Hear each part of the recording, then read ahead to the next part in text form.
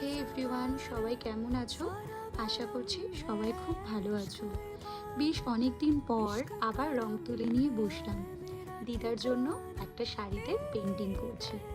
4 বছর আগে আমাদের বিয়ের সময় যখন দিদা এসেছিল, তখন এই শাড়িটি আমার কাছে দিয়ে গিয়েছিল। ভাবলাম এবারে যখন মামার বাড়ি যাচ্ছি, শাড়িটিতে কিছু পেন্টিং করে নিয়ে যাই।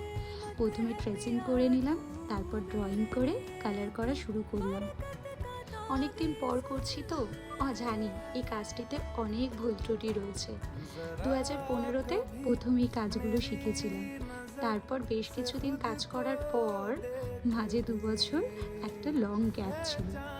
প্রথমে কাজ শুরু করার পর কনফিডেন্স পাচ্ছিলাম না যে পারবো কি না। তারপর শাড়িটা যখন দিদার হাতে দিলাম, দিদার মুখের হাসিটা দেখলাম, তখন মনে হলো না, বোধহয় কিছুটা হলেও পেরেছি। এবার টুকটুক করে